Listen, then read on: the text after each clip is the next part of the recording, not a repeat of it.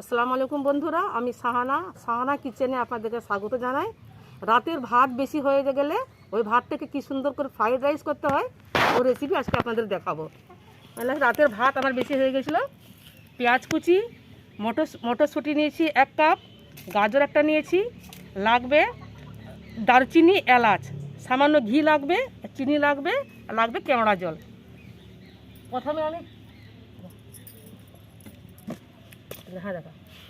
প্রথমে কড়াইয়ে দিলাম, ওতে তেল দিয়ে দিলাম, রিফাইন তেল দিচ্ছি আমি। এখন তেলটা দেখুন বন্ধুরা গরম হয়ে গেছে, দিয়ে দিলাম দারচিনি, এলাচ। এরপরে দিয়ে দেবো আমি পেঁয়াজ কুচি, একটা বড়ো সাইজের পেঁয়াজ নিয়েছি আমি, এটাকে লাল করে ভাজবো।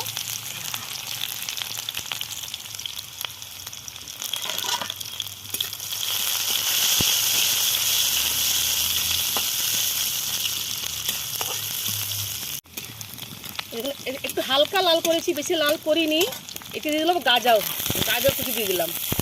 এটা একটু এর উপরে দিয়ে দেবো আমি নুন, স্বাদ মতো দিয়ে দেবো,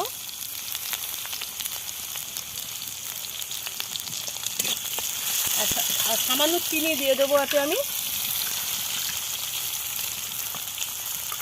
দিয়ে এটাকে ঢাকা দিয়ে দেবো, একটু গাজরটা সেদ্ধ হলে তখন দেবো মটরশুঁটি। দেখুন বন্ধুরা, গাজরটা দেখুন সেদ্ধ হয়ে গেছে। এতে আমি দিয়ে দেবো মটরশুঁটি, এটা একটু তেলে ভেজে নেব এটা করে। এরপরে আমি ভাত দিয়ে দেবো, একটু ভাজা ভাজা। এই দেখুন বন্ধুরা, মটরটাও নরম হয়ে গেছে। আমি এতে এবার রাতে থাকা ভাতটা আমি দিয়ে দিচ্ছি।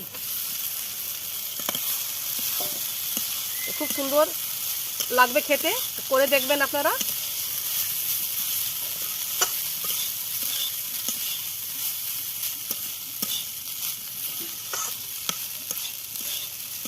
নুনটা দেখে নেবেন, নুন চিনি স্বাদ মতো আপনারা দেবেন। আমাকে নুনটা কম লাগছে, নুন একটু দিচ্ছি।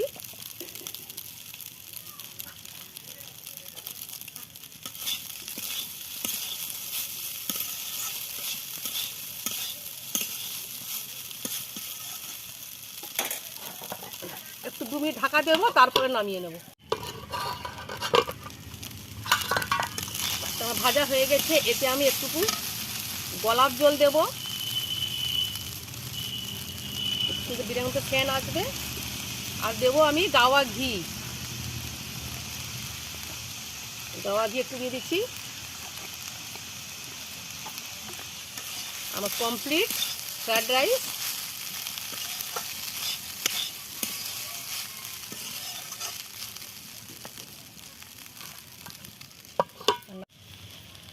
দেখুন বন্ধুরা, আমার ফ্রাইড রাইস রেডি।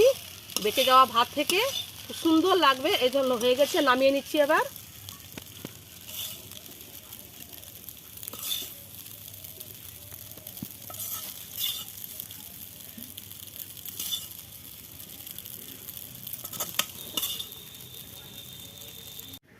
আমার ভিডিওটি ভালো লাগলে ভিডিওটিতে লাইক করবেন আর চ্যানেলটিতে সাবস্ক্রাইব করবেন বন্ধুরা।